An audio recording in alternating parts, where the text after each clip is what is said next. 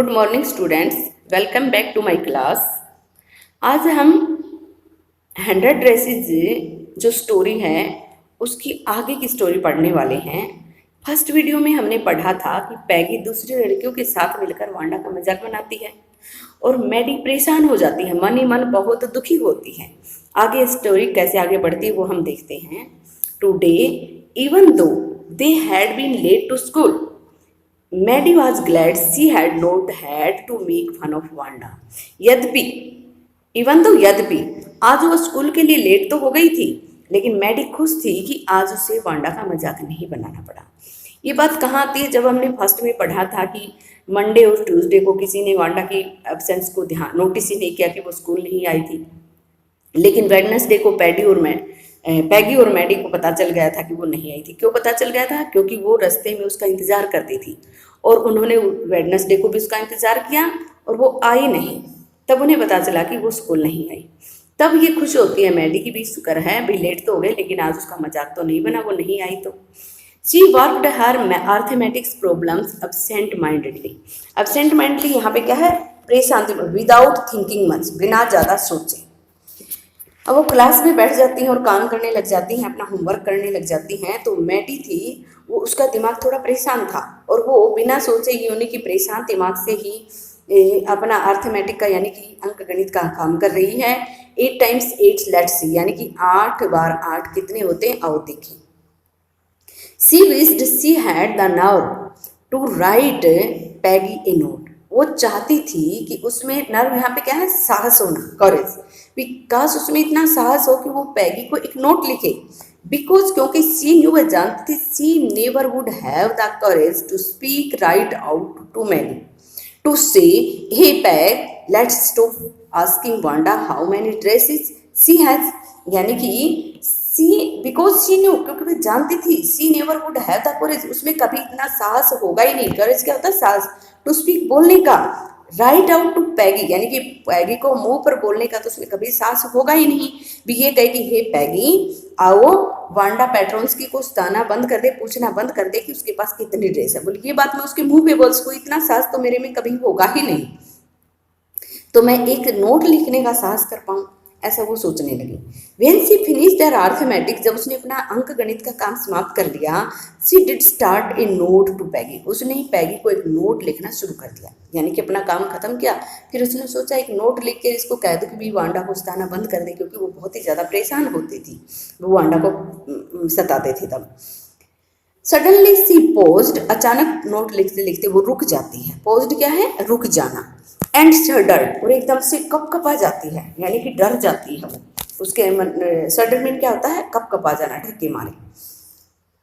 C pictured herself in the school yard, a new target for Peggy and the girls.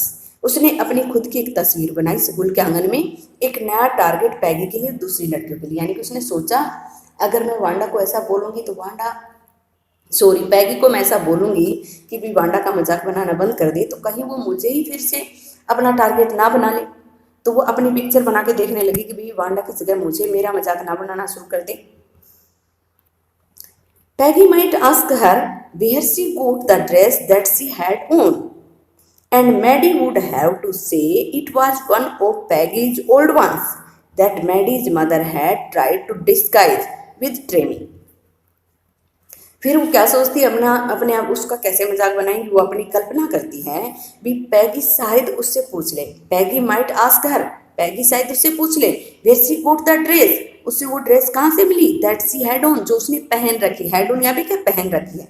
And Maddie would have to say, और Maddie को कहना पड़ेगा it was one of Peggy's old ones, यह Peggy की पुरानी ड्रेसों में से एक है।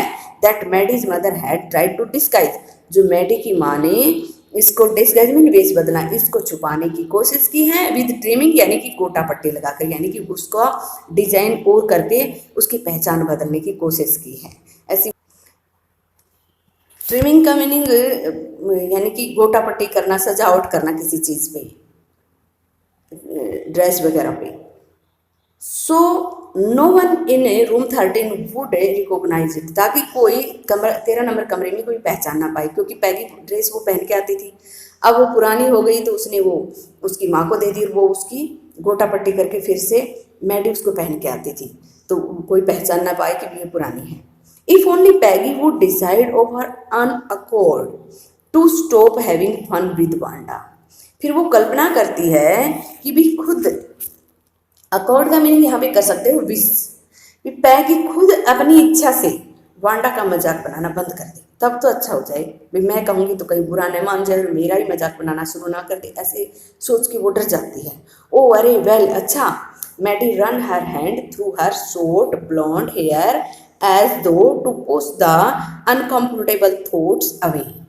यानी कि मैडी ने अपने हाथों को अपने सिर में अपने जो सुनहरे छोटे छोटे जो सुनहरे ब्लॉन्ड में सुनहरे जो बाल थे उनमें अपने हाथों को घुमाया, जैसे कि वो जो अनकंफर्टेबल जो विचार आए थे ना, परेशान कर देने वाले विचार उसके मन में, जैसे कि उनको अपने दिमाग से निकाल रही हो, क्योंकि वो परेशान हो रही थी। मैडी वांडा का जब पैगी मजाक बनाती थी उस बारे में, तो वो एक बार तो सोच रही थी इसको मैं नोट लिख के कह दूँ कि भी बंद कर दे, फिर वो डरने लगी कहीं ये बुरा न मान जाए और मुझे ही टारगेट ना बना ले। ऐसे ख्याल उसके मन में आ रहे थे, तो अपने बालों में वो हाथ घुमाती है इस तरह से जैसे कि वो अपने परेशान करने वाले विचारों का अपने दिमाग से बाहर निकाल रही हो। What difference did it make, इससे क्या फर्क पड़ता है। Slowly Maddie tore into bits the note she had started, धीरे धीरे मैडी ने उस नोट को टुकड़ों में फाड़ दिया जो उसने शुरू किया था। She was Peggy's best friend, वह पैगी की सबसे अच्छी मित्र थी। And Peggy was the best liked girl in the whole room, और पैगी पूरे कमरे में सबसे ज़्यादा पसंद की जाने वाली लड़की थी। Peggy could not possibly do anything that was really wrong, Peggy संभवतः ऐसा तो कुछ कर ही नहीं सकती जो वास्तव में गलत है। सी थॉट, उसने सोचा, यानी कि वो सोच रही है कि भी पैगी ऐसा तो कोई काम कर ही नहीं सकती जो गलत हो, यानी कि अपने आप को संतुष्ट कर रही है पैगी के बारे में अपने आप को तर्क देकर।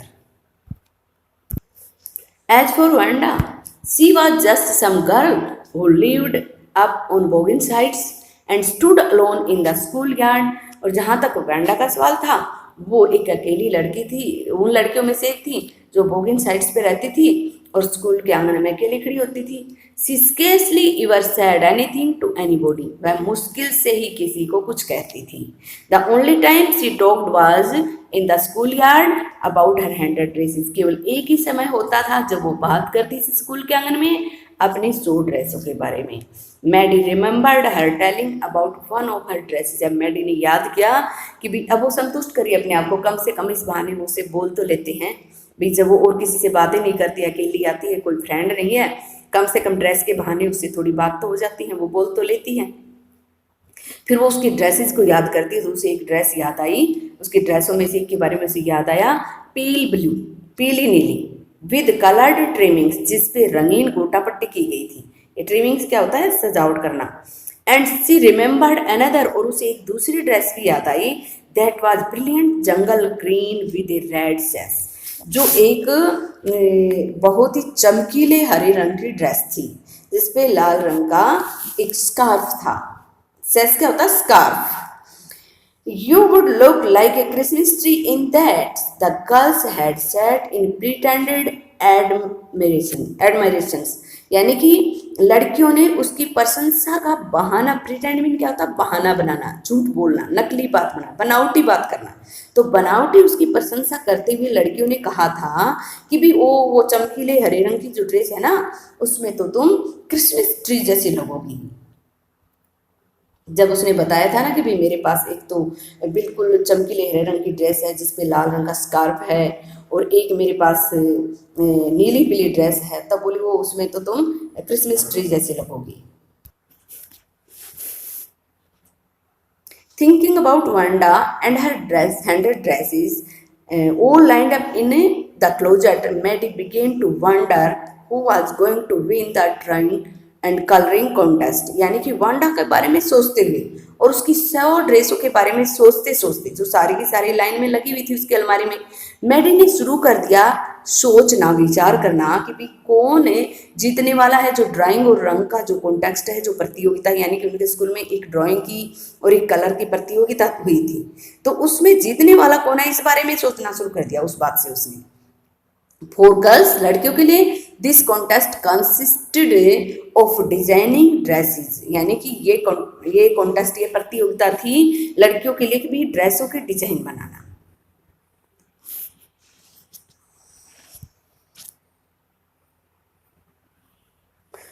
एंड फॉर बॉयज और लड़कों के लिए ऑफ डिजाइनिंग मोटर बोट्स, और लड़कों को मोटर बोट्स की डिजाइन बनाना था।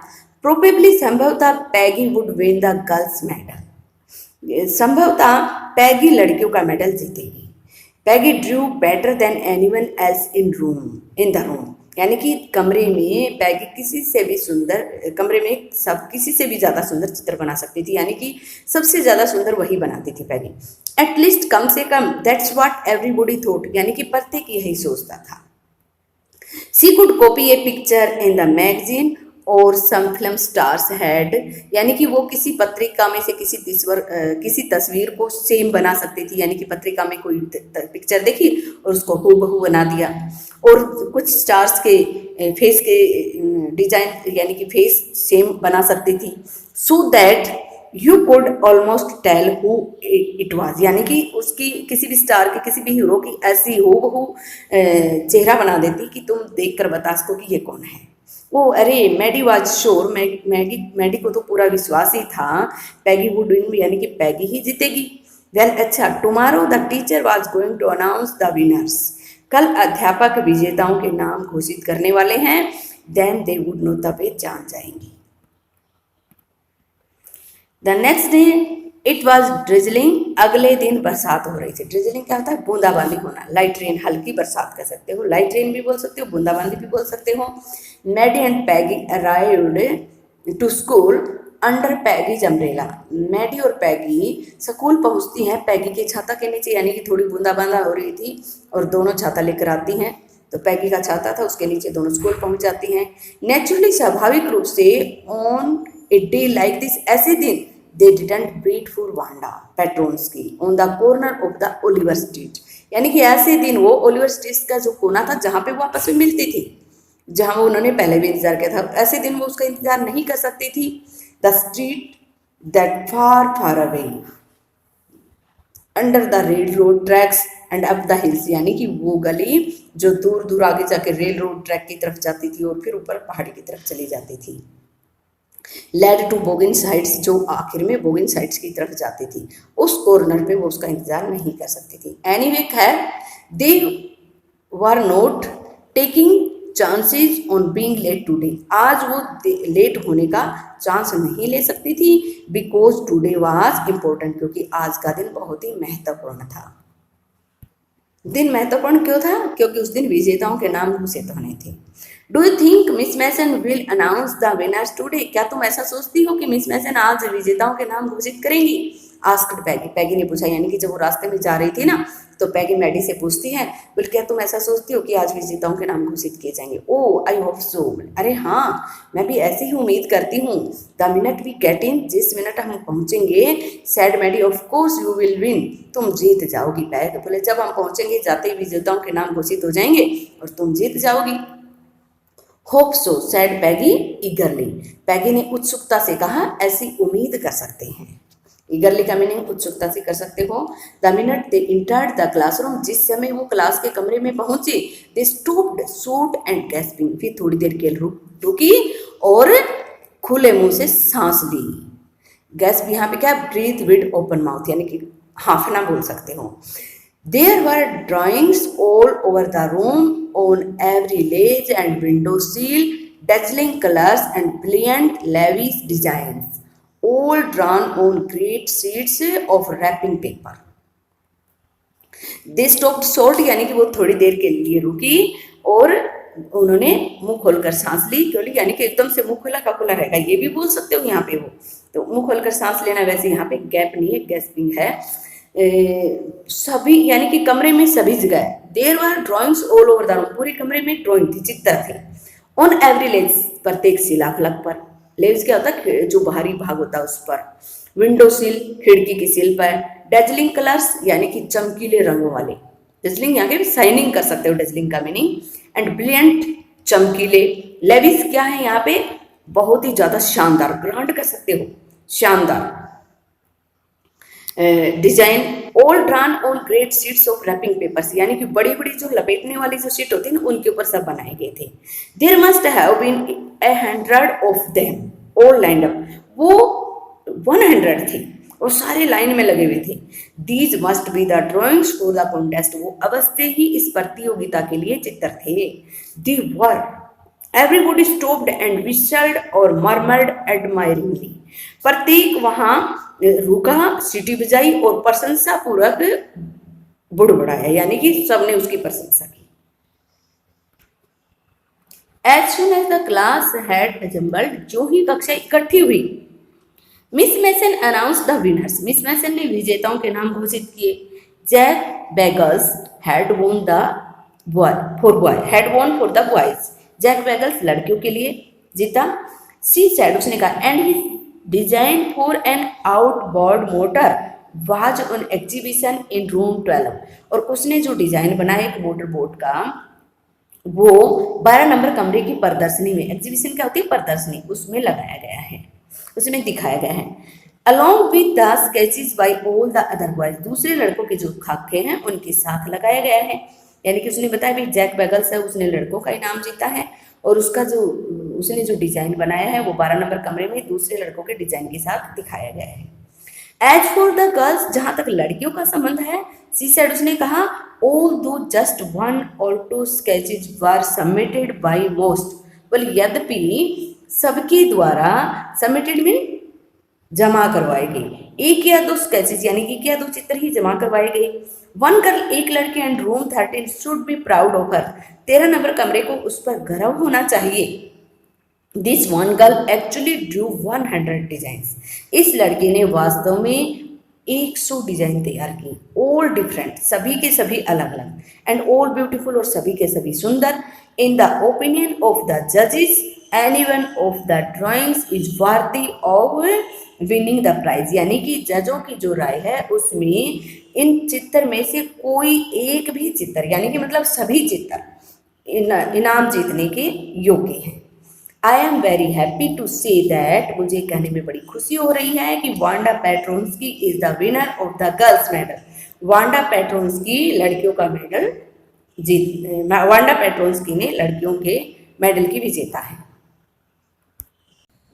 Unfortunately, Wanda has been absent from school from some days and is not here to receive the applause that is due to her.